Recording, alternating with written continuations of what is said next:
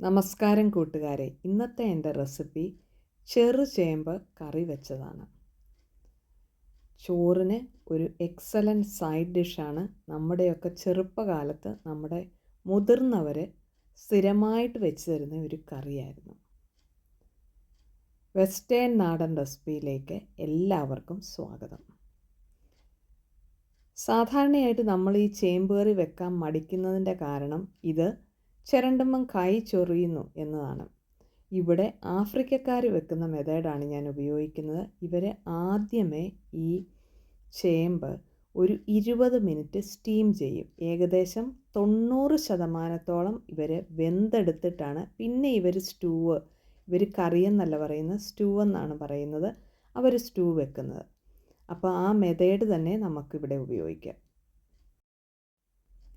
അരയ്ക്കാനായിട്ട് 1 cup തേങ്ങ, 3 അല്ലി വെളുത്തുള്ളി, 6 കാന്താരി, 1/2 ടീസ്പൂൺ ജീരകം, 1/2 ടീസ്പൂൺ മഞ്ഞൾപ്പൊടി, കൂടാതെ ഒരു 10 ചെറിയ ഉള്ളി, ഇവിടെ ഞാൻ 4 സവോളയാണ് എടുത്തിരിക്കുന്നത്, 1/2 കപ്പ് വെള്ളവും കൂടെ ചേർത്ത് നല്ലതായിട്ട് നെയ്യ് പോലെ അരച്ചെടുക്കുക.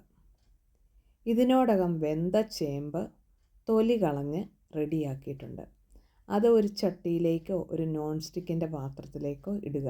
ഇതിനിയൊന്ന് കുറച്ച് മഞ്ഞൾപ്പൊടി, അതായത് 1/2 ടീസ്പൂൺ മഞ്ഞൾപ്പൊടിയും ആവശ്യത്തിന് ഉപ്പും 1 കപ്പ്, ഇത് വെന്തത് കൊണ്ട് ഞാനിവിടെ ഉപയോഗിക്കുന്നത് ചെറു ചൂടുവെള്ളമാണ്, 1 കപ്പ് ചെറു ചൂടുവെള്ളവും ആവശ്യത്തിന് കറിവേപ്പിലയും കൂടെ ചേർത്ത് ഒരു 10 മിനിറ്റ് കൂടെ ഒന്ന് തിളപ്പിച്ചെടുക്കാം.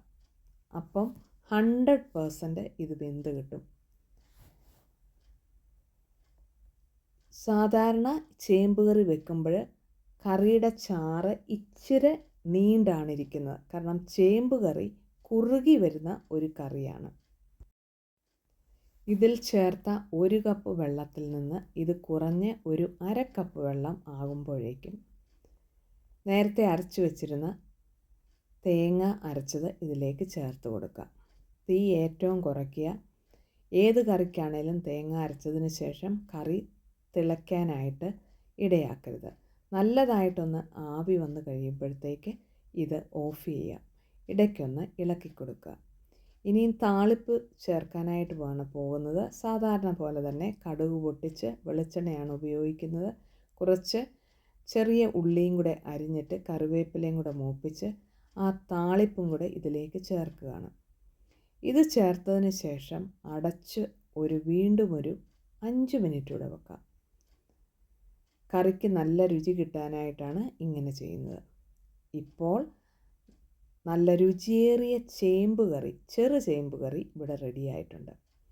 ഈ റെസിപ്പി നിങ്ങൾക്ക് ഇഷ്ടപ്പെട്ടെങ്കിൽ ഒരു ലൈക്ക് തരാൻ മറക്കരുതേ കൂട്ടുകാരെ.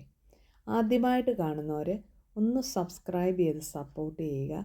ഫ്രണ്ട്സിലേക്കും കൂടെ ഒന്ന് ഷെയർ ചെയ്യുക. Thanks for watching. Signing off, Shaina Thomas.